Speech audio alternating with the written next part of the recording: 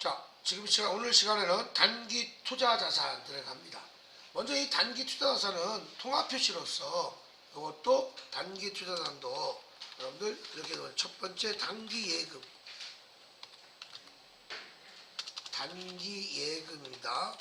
이게 단기 예금은 이제 많이 없어졌고 단기 대여금. 그 다음에 단기 금융상품. 그 다음에 금융의 금융. 그 다음에 단기 매매 증권. 요 네 가지를 합쳐서 단기 투자 자산이라고 얘기합니다. 이해갔습니까?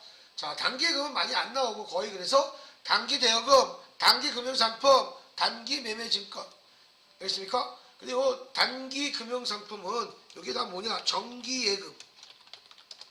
정기 적금으로 표기가 됩니다. 그 다음에 단기 매매증권은 여러분들 뭐 유가증권 아시죠?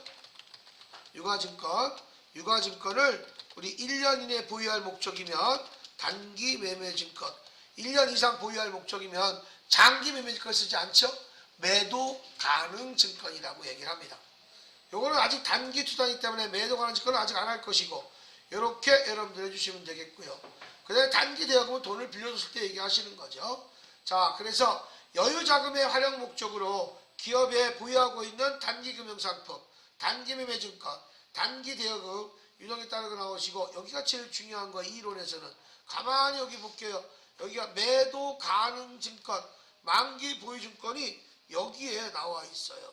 이 얘기는 무엇이냐면 여기가 123번이 되는 거고요. 요거는요 124번이 됩니다. 자, 여러분들 보시면 또 하나 178번이 있습니다. 요것도 매도 가능 증권입니다. 요거는 무슨 자산? 투자 자산에 있어요. 투자 자산. 그 다음에 181번. 181번. 요것도 마찬가지로 만기 보유 증권입니다. 만기 보유 증권도 요것도 투자 자산에 있습니다. 자, 한번 보여드리자면 이것도 마찬가지로 일반 전표거 들어가셔서 한번 매도 쳐볼게요. 이렇게 123번, 178번 두 개가 나와요. 이해갔습니까? 이렇게 두 개가 나오고 또한 만기 보유증권. 만기 보유증권 치게 되면 여기에 만기 치시게 되면 이렇게 124번, 181번이 나옵니다. 이해갔습니까? 이렇게 그래서 앞에 번호는 우리가 당좌 자산에 있고 뒷번호는 투자 자산에 있습니다. 요건 뒤에서 하겠지만 요 앞번호는 어떤 거냐? 단기 매매증권 107번이에요. 이해갔습니까? 단기 매매증권이 시장성이 없을 경우에는 매도나 만기 보유증권으로 들어갑니다. 거의 다 시장성이 없으면 단기 매매증권이 시장성이 없으면 매도 가능 증권으로 분류가 됩니다. 이해갔습니까? 단기 매매증권은 우리가 항상 시장성이 있는데 만약에 시장성이 상실했을 때는 이것은 매도 가능 증권이 123번으로 되는 거예요. 그래서 여러분들이 아마 이런 얘기를 하죠. 시장성이 있다, 수익성이 있다 라는 말이 있습니다. 여기에서 시장성이라는 말은 수익성이에요. 그러니까 여기는 시장성이 없다 이렇게 보시면 돼요. 시장성이 없다. 왜 이래? 여기는 뭐예요? 여기는 다 시장성이 없다라는 얘기입니다. 그래서 123번, 124번은 시장성이 없는 걸 얘기하는 거예요. 시장성이 없는 걸 얘기하는 거예요. 요거는 시장성이 있는 걸 얘기하는 거예요. 요거는 시장성이 있는 거, 시장성. 다시 말해서 수익성이라고 합니다. 시장성이 있다라는 뜻입니다. 그래서 수익성, 그리고 시장성이 있는 경우를 얘기하는 거고, 요거는요, 요것도 마찬가지로 시장성이 있는 경우를 얘기하는 겁니다. 이해가 됐죠? 자, 이렇게 구분이 이렇게 이루어지게 되는 거예요. 확실하게 여러분들 구별하고 계셔야 되는 거야. 알겠습니까? 지금은 우리가 단기 투자 자산으로서 제가 이걸 말씀을 드리는 겁니다. 하지만 실기에서는 여기 주목 123번, 124번 하지 않습니다. 무조건 178번, 181번을 합니다. 그러면 도대체 만기 보유증권은 무엇이냐? 거의 다 사채야. 공채. 그러니까 사채는 뭐야? 만기가 있는 증권이에요. 이해갔습니까? 만기 보유증권이 사채라고 보시면 돼요. 공채도 있어요. 알겠습니까? 자, 이런 것들이 여러분 공공기관에서 하는 것들이 공채죠. 자, 그러면 단기 금융상품 거 들어갈게요. 단기 금융상품은 은행상품으로서 금융기관에 취급하는 예금 등으로 단기적 자금 운영 목적으로 소유하거나 만기가 1년 이하의 금융상품, 그 다음에 유동성 자산으로 분류된다. 양도성 예금증서, 환매조건부 채권, 어음관리구자, 신종기여보험, 금전신탁, 정기예금, 정기적금. 그래서 여러분들이 이런 얘기 할게요. 은행에서 듣도 보지도 못한 거 있죠. 저도 막 듣도 보지도 못한 것들 많아. 은행에 들어가면 여러분들 카드 뭐야 이거 이렇게 뭐 얘기를 해줘 빨리. 그 은행 딱 들어가면 그 무슨 예금 같은 거 이렇게 뭐 선점 많이 하잖아. 그거 무슨 뭐 정기적금 얼마짜리 하면 얼마가 되고 뭐 저쩌고 얘기하잖아 그거.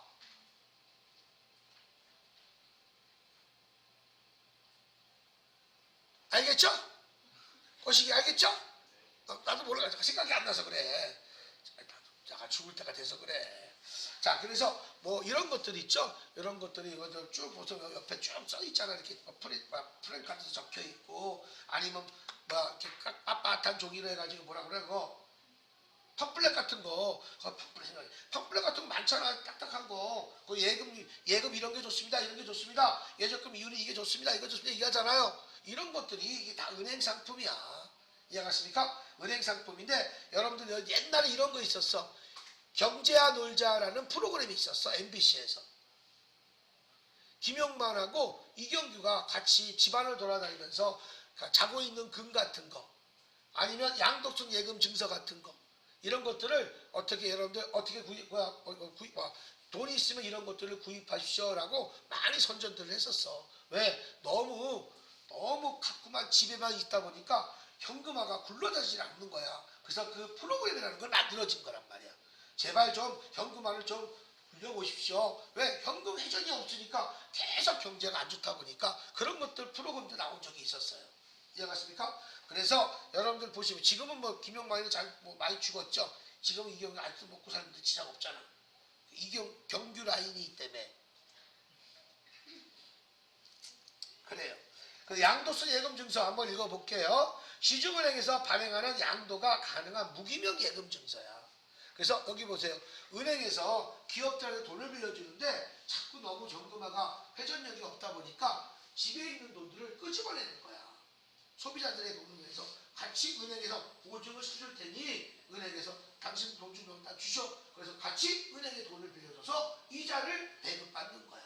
이해가십니까? 그런 것들을 얘기해 주는 건데 그런 것이 또 디테일하게 나오는 것들이 있겠죠. 어떤 건 이자율이 얼마, 어떤 건 이자율이 얼마 이런 거 있잖아요.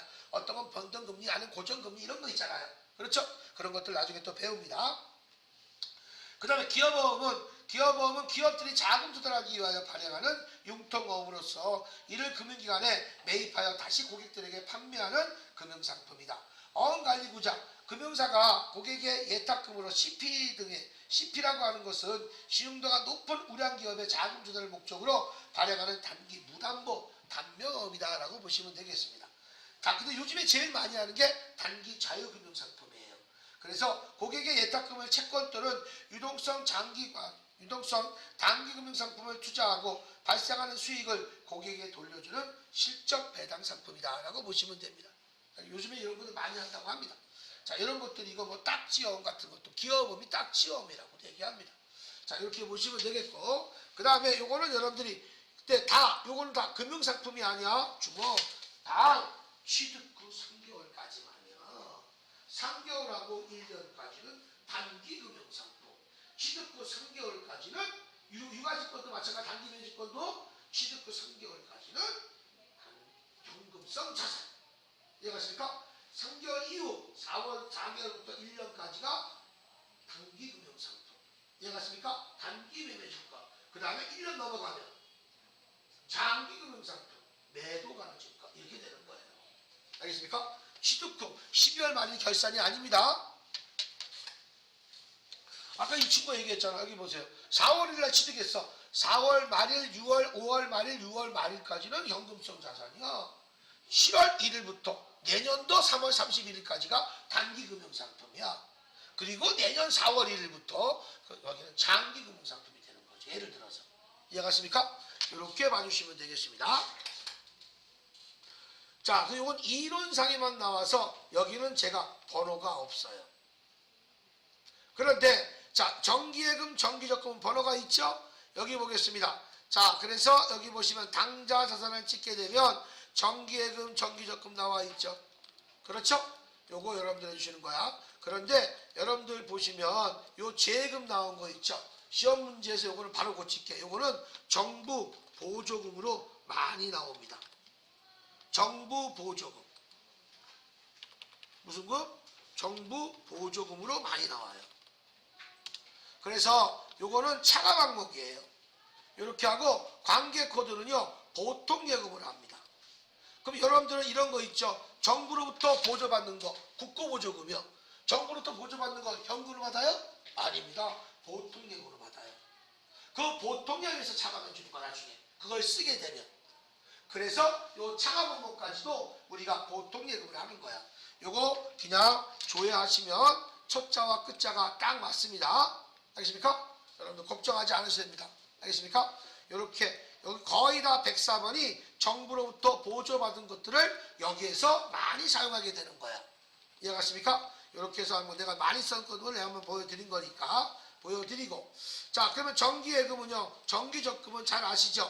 예금주가 정해지는 기간만큼 금액을 금융기관으로 보관하면서 기간이 1개월 이상 3개월 미만부터 3년까지를 만기 여러 종류가 있다. 정기적금은 정해진 기간 동안에 일정액을 매월 적립하고 만기일에 약정 금액을 지급받는 것을 내용으로 하는 전형적인 적립식 예금이다. 이렇게 나왔어요.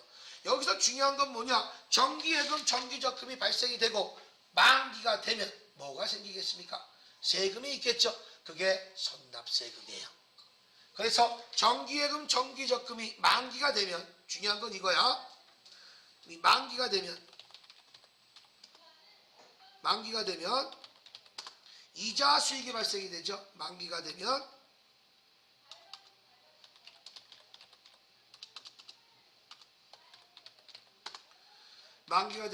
뭐가 생기겠습니까? 수익이 발생합니다. 그게 이자 수익이에요. 이자 수익 발생 시 공제된 세금, 이것이 선납세금입니다. 이건 자산 계정이에요. 이자 수익이 발생될 때, 그래서 여기 보시면 이자 수익뿐이 아닙니다. 여러분들 배당금 수익,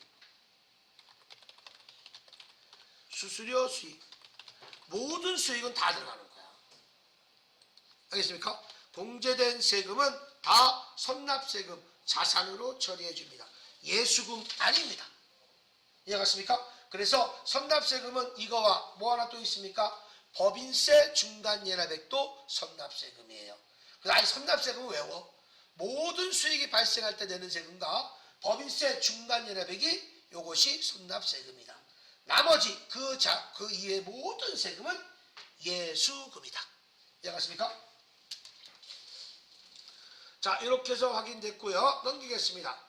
자, 단기 매매 증권이겠어요. 단기 매매 증권, 기업의 여유자금으로 단기 운영 목적으로 시장성, 수익성이 있는 주식이나 국채, 공채, 회사채 등으로 단기 시세차익 목적으로 우리가 취득한 유가증권으로서 매도가 적극적이고 빈번하게 이루어지는 것을 말한다.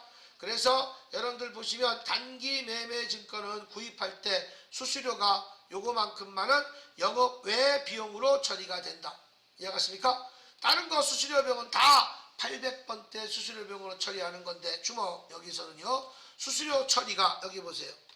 수수료 비용 처리가 세 가지로 구분합니다. 세 가지로 구분돼요. 수수료 비용, 요거 비용 처리가 되는 게, 자, 수수료를 처리하는 게 세 가지로 구분되는데 정말 중요하죠. 첫 번째, 우리가 수수료 비용 판관비로 처리하는 경우가 있죠. 아까 얘기했죠. 계좌이체. 계좌이체 있고 그 다음에 뭐 인터넷 뱅킹도 굳이 써야 되겠나? 꼭 써야 돼요? 인터넷 뱅킹 힘들어 죽겠어. 그 다음에 아까 얘기했죠? 용지 대금. 됐어요? 이런 것들이 우리가 수수료 비용에 해당이 되는 것이고 그 다음에 뭐라고 했어? 법무사 수수료 같은 거 이해갔습니까? 법무사 수수료 그 다음에 뭐 있어요 또? 세무사 수수료 기장료 세무사 기장료. 자, 이런 것들이 수수료 비용에 해당이 되는 거예요. 또 다른 게 있지만 그 다음에 두 번째 수수료 비용을 900번대 영업 외 비용으로 처리하는 것이 처리하는 것이 하나밖에 없다 그랬죠? 단기 매매 증권 구입 시에만 사용한다. 단기 매매 증권 구입 시에만 사용한다. 그래서 여러분들 이것이 2번에 해당이 되는 거예요. 이것이. 자, 그리고 그 다음에 여러분들이 또 제일 중요한 거 수수료 비용이 발생이 되는데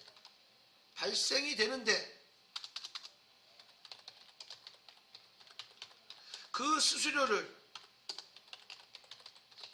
포함시키는 경우가 있어요. 그 수수료를 그 해당 자산에 포함하는 경우가 있습니다. 이해가십니까? 요거 세 번째예요. 요것이 세 번째입니다. 이게 어려운 거죠. 수수료 비용을 요거를 수수료가 발생이 돼요. 그런데 그 발생이 되는데 요것은 포함하는 그 수수료를 해당 자산에 포함할 때 여기 볼게요. 매입 구입 시에는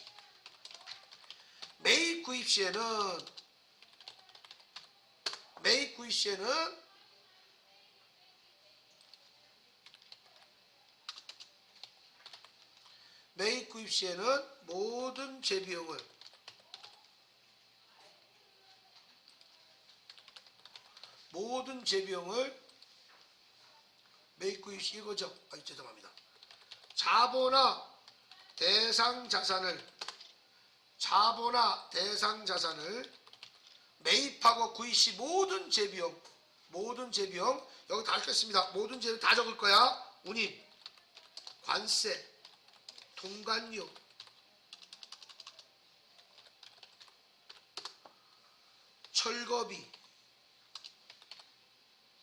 철거비, 시운전, 수수료,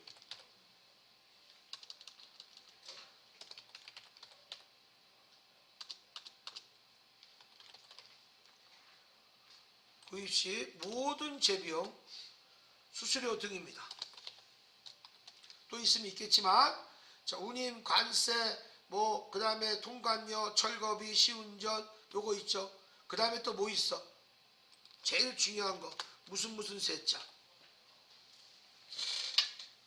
취득세, 등록세, 교육세, 농어촌 특별세 이런 것들 됐습니까? 등을 그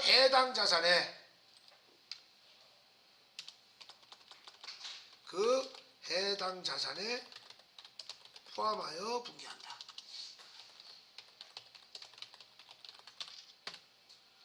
됐습니까? 그래서 이 자본화 대상 자산은 제가 뭐라고 그랬습니까? 재고, 투자, 유형, 무형 자산이에요. 이해가십니까? 그래서 요 네 가지 자산을 매입하고 구입할 때 들어가는 모든 비용은 다 포함시킵니다. 단 세금과 공가는 제외. 그 세금과 공가가 지금부터 적습니다. 재산세, 면허세, 자동차세, 그 다음에 변경등기세, 수입인치세, 그 다음에 가산세. 요 세 자로 끝나는 게 이렇게 6가지가 있어요. 재산세, 면허세, 자동차세, 변경등기세, 수입인치세, 가산세. 됐습니까? 요거 그 다음에 여러분들 간주임대료 나중에 배울 겁니다. 부동산 임대 공급가의 명세서에서 간주임대료. 그 다음 상공회의소 회비, 법정 단체 회비, 협회비,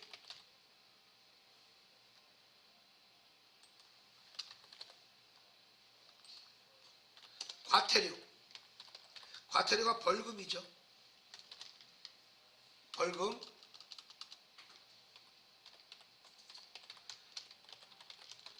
그 다음에 제일 중요한 뭐 있습니까? 국민연금 회사 부담금.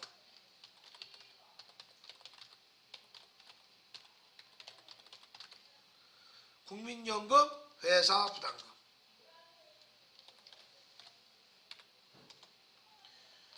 요거 됐어요? 요것이 여러분들 뭐 세무 1급에서 도시계획세, 사업비도 있습니다. 그건 안 해도 좋습니다. 여기까지 여러분들 여기까지를 세금과 공과 꼭 알아놓으세요. 그래서 내가 이거 이제 12가지가 된 거야. 11가지에서 간주임대료도 나중에 부동산 임대공급가의 명세서도 세금과 공과를 처리합니다. 이해가십니까? 요것은 여러분들이 꼭 수수료 비용을 이렇게 포함시키는 거예요. 하지만 수수료 비용이 이번에는 처분 수수료. 처분 수수료는 뭡니까? 매각 처분 시. 매각 처분이라고 하는 뭐래요? 매각. 매각 처분 시 수수료는 절대 판매 관리비로 처리 못한다. 판매비와 관리비로 처리 못한다. 처리하지 않고 영업의 비용인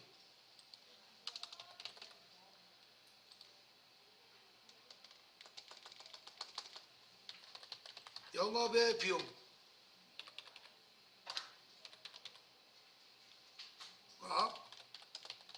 영업의 수익으로 수익에서 수익 계정에서 가감한다.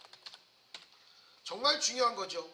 단 여기에서 단 재고 자산 매출 시에는 무조건 판매 관리비, 다시 말해서 800번대 비용으로 별도 처리합니다.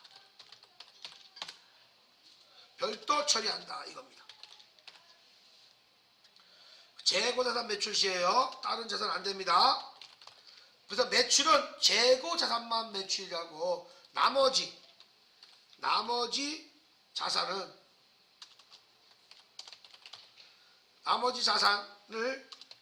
매각 처분 시 처분 수수료는 절대 판매비와 관리비로 처리하지 않고 뭘로 처리해 줍니까? 영업의 비용으로 별도 처리한다. 요거 800번대 아닙니다. 처리하지 않는다고 그랬어요. 영업의 비용인 영업의 수익인 계정인 뭡니까? 900번대 이게 900번대로 더하기 빼기 해줍니다.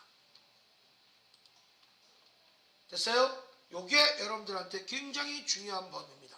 그 나머지 자산은 뭐가 있겠어? 영업의 비용이 뭐가 있겠어요? 여기서 보면 차변에 저거 얘기했을 거예요.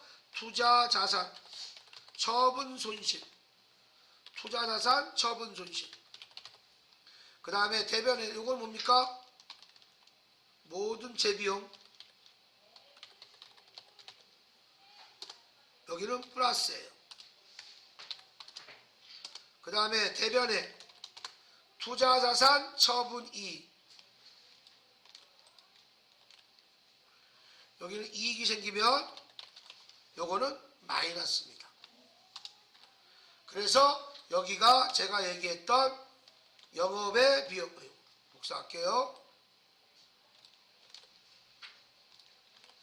이건 영업의 비용. 주산 처분 손실은 그 다음에 영업의 수익.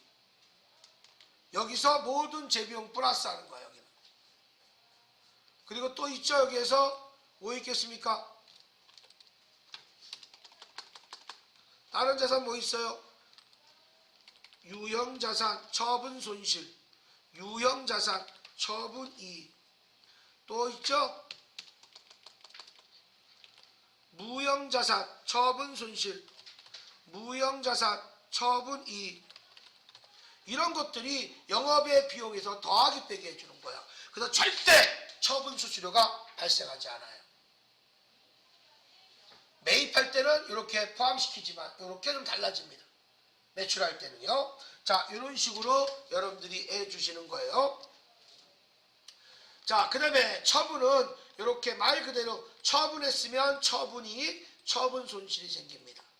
이해가십니까? 하지만 여러분들 평가할 때가 있죠.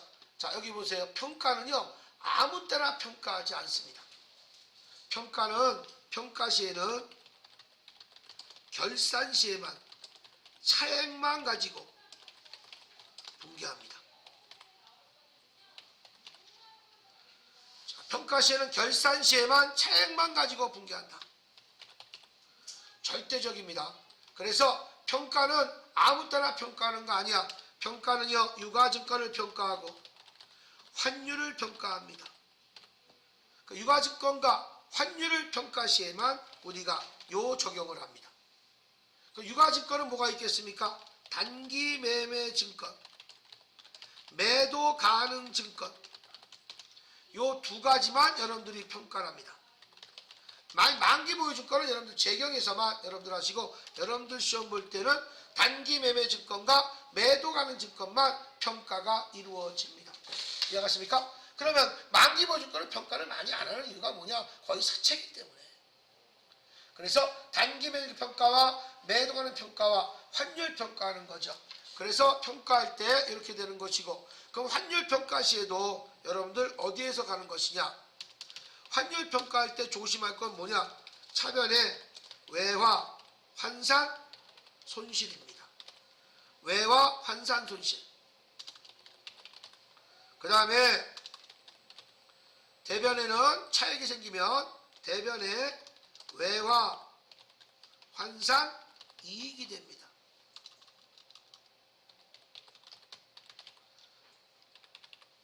아유, 왜 이렇게 안 쳐져? 하지만 단 기준거래 시에는 기준거래가 뭐야? 기간 중의 거래입니다.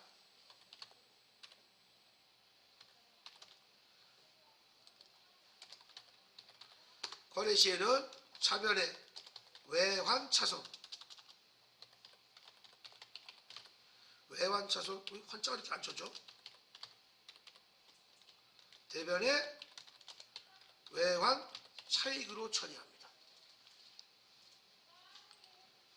됐어요? 의미가 다릅니다. 그렇죠?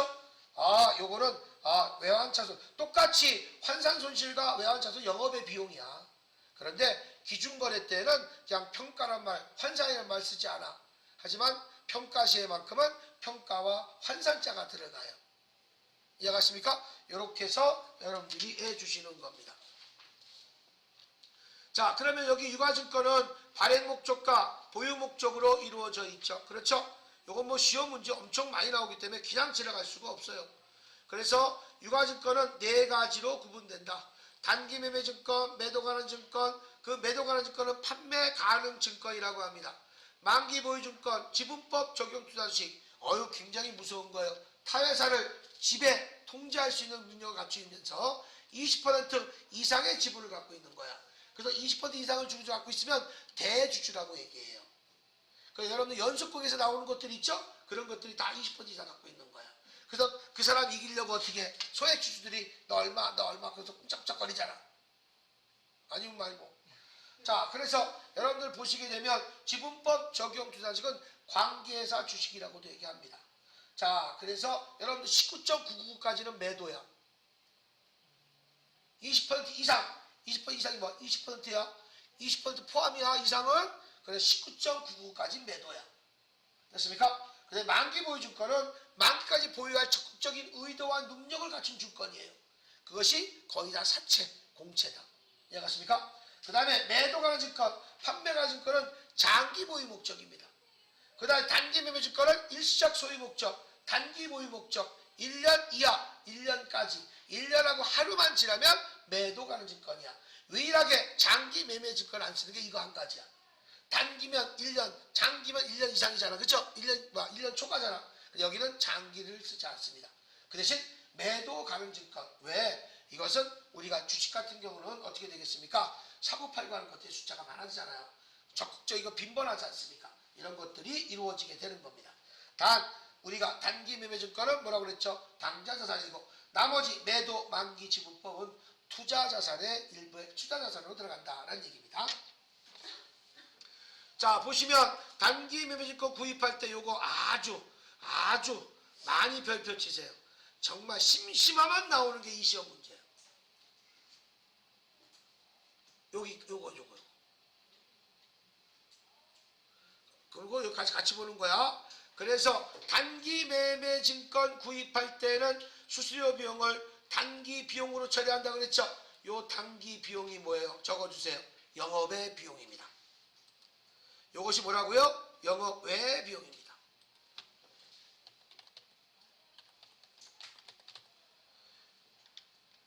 요거 영업외 비용 900번대로 처리해 주는 거예요. 됐습니까?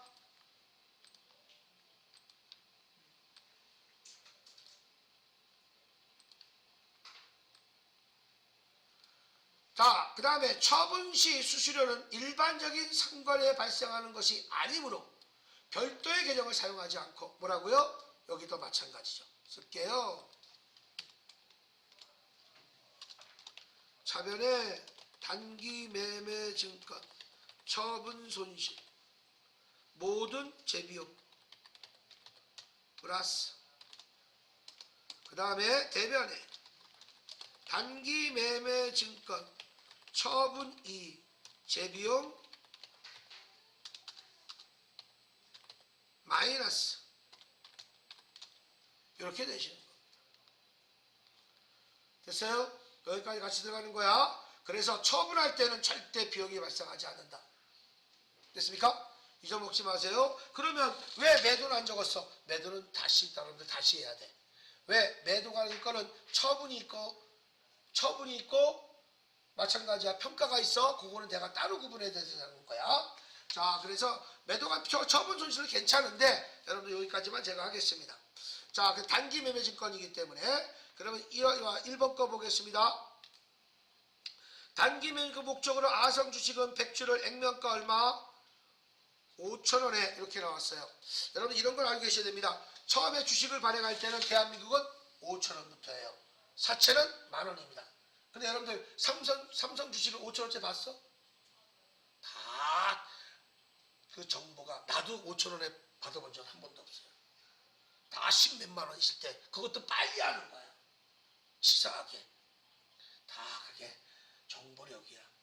나도 그 정도 정보력이 있다면 내가 아마 여기 있지 않을 것 같은데. 저도 저쪽 같이 교도소에 같이 있을 수도 있고. 그런 얘기하면 안 되겠고. 넘어가겠습니다. 큰일 날 소리 하고 있어. 대한민국은 좋은 나라예요. 알겠습니까? 예. 자, 그래서 여기 보시게 되면 그 뭡니까? 여기서는 제일 중요한 게 뭐냐면 하나 드릴게요. 자사증권은 액면가가 기준이지만 타사증권은 액면가가 기준이 아니야. 타사증권은 내가 취득금액, 장부금액이 기준이다. 그래서 주식을 발행할 때 자본금, 사채를 발행할 때 사채만 액면가, 나머지는 액면가 할부파로 필요 없다라는 얘기입니다. 이해가십니까? 자, 그래서 보시게 되면 요거는 액면가는 아예 버려버려. 필요 없는 거예요. 타사증권이기 때문에. 그래서 여기에서는 뭐가 되겠습니까? 100주 곱하기 얼마? 58만 원인가? 그러면 차변에 단기 매매 증권 얼마? 58만 원. 대변에 뭐 했어요? 몽땅 요거는 뭐야? 당자예금 한 거죠? 수표를 발행했잖아. 당좌예금 얼마? 58만원. 그리고 차변에 수수료 비용 몇 번째 요거? 영업외 비용이죠. 영외라고 할게요. 영외비라고 할게요. 얼마? 만원이야? 그리고 대변에 현금 얼마? 만원. 이렇게 분배됩니다. 근데 만약에 여기에서 단기가 아니고 매도나 만기 보유증권이다. 그러면 분계가 어떻게 됐어? 차변만 바뀌죠? 차변에 매도가 하나 증권 59만원. 차변에 만기 보유증권 59만원이 되는 거야. 단기 매매증권만 별도로 처리하는 거야. 왜? 자본화 대상자산이나 투자자산은. 자본화 대상자산은 뭐예요? 재고, 투자, 유형, 무형 자산을 매입하고 구입할 때 들어가는 비용은 다 포함시킨다고 그랬죠? 그래서 포함시키는 거예요. 됐습니까? 요거는 무슨 자산? 투자 자산이에요.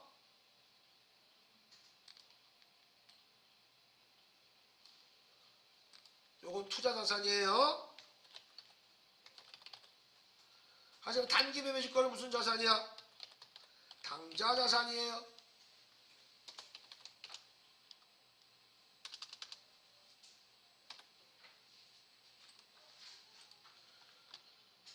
요거는 다 투자 자산 들어가는 거야.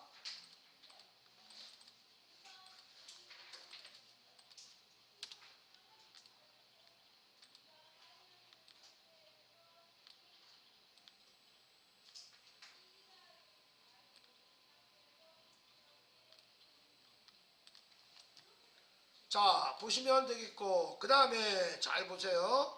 그 중에서 예제 1번과 연결되어 있는 거야. 100주 중에서 반만 팔았어. 반만 팔았어. 그러면 50주 원가를 내야겠네. 그죠? 원가가 얼마예요? 50주의 원가가 곱하기 얼마였죠? 5,800원인가? 그죠? 5,800원. 계산해봐요. 여기 얼마인가? 29만원이에요. 요 29만원이 뭐예요? 원가죠? 이것을 얼마에 매출한 거야?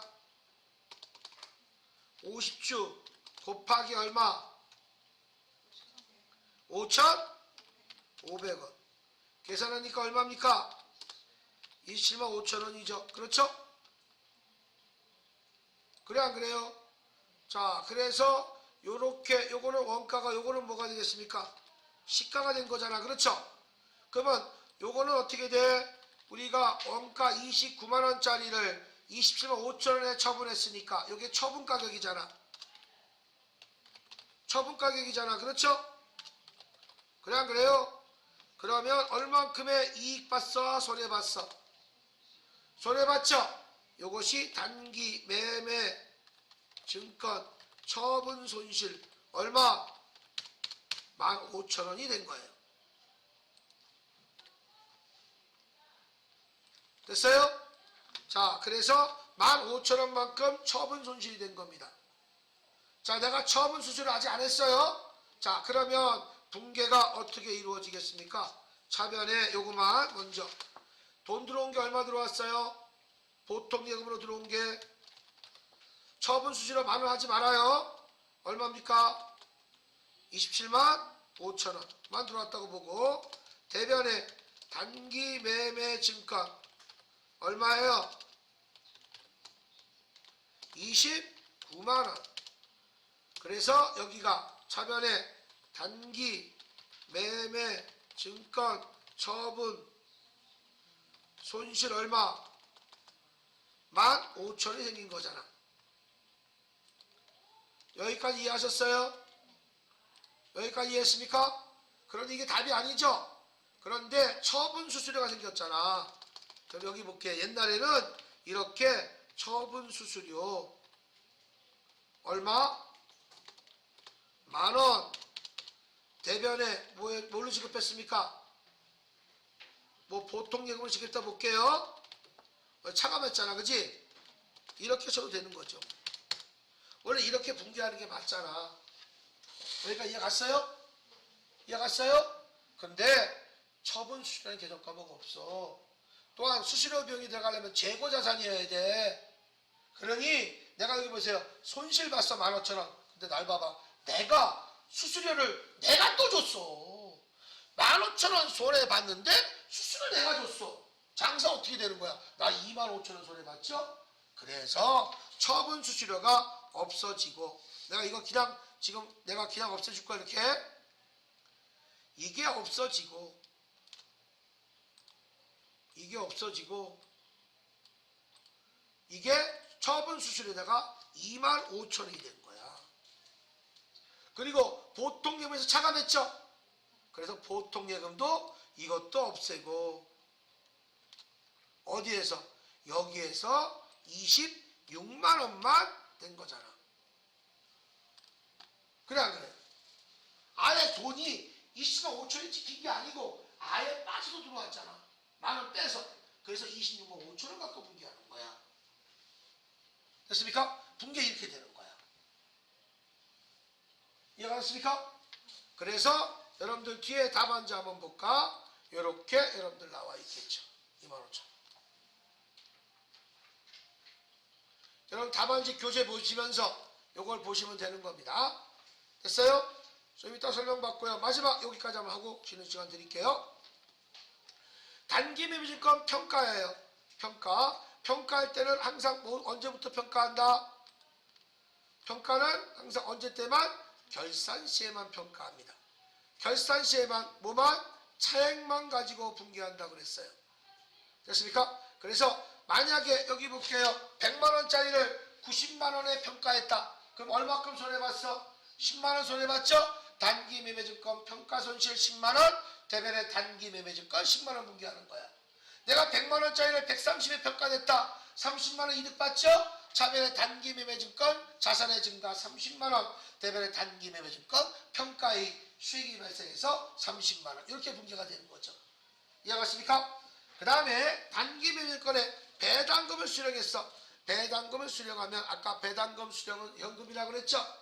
그 다음에 이자를 받아도 현금을 받았으면 현금, 보통예금 받았으면 보통예금이 되는 겁니다. 이해가십니까? 요거는 유가증권, 내가 타여자증권을 샀는데 내가 이익을 본 거야. 그래서 그 이익만큼 내가 배당금을 받은 거 아니야. 그래서 돈이 들어온 건 차변에 현금이나 보통예금이고 차변에 배당금 수익이 된다는 얘기입니다. 이해가십니까? 이자를 받으면 뭐가 되겠습니까?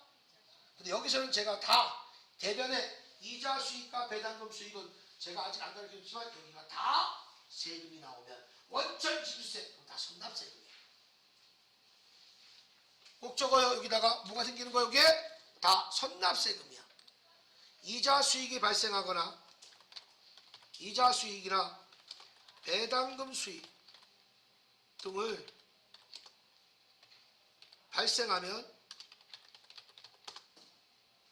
모든 세금은 선납세금이다.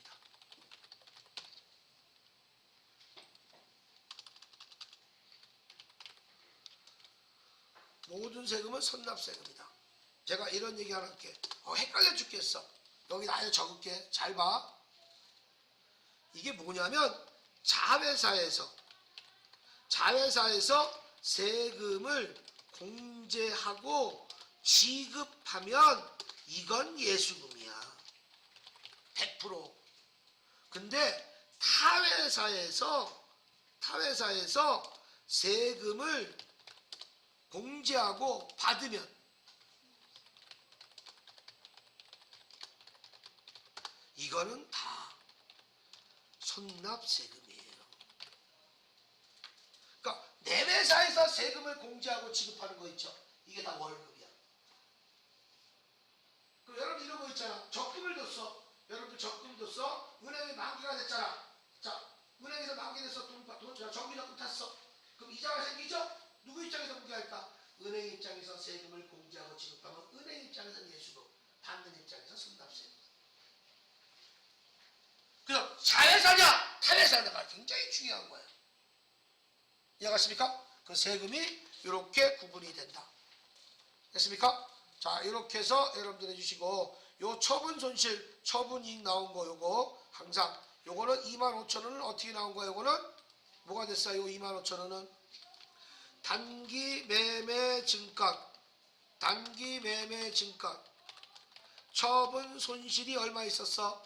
10,000원 있었고 플러스 처분 수수료, 처분 수수료 얼마 있었어? 아유, 15,000원 있었죠?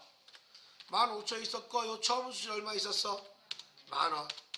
요거를 다 합쳐서 25,000원을 어떻게 분개해 준 거야?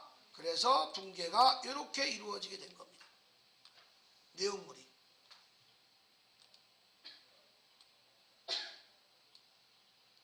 만약에 단기 매매 그 처분 이익이 나왔다. 그러면 빼주겠죠. 왜? 손실과 비용은 같은 개념이니까 더해주지만 이익과 손실은 다른 개념이잖아. 그래서 빼주는 거야. 알겠습니까? 요렇게까지 해서 들어가시고 다음 시간에는 채권 채무에 대해서 들어가겠습니다.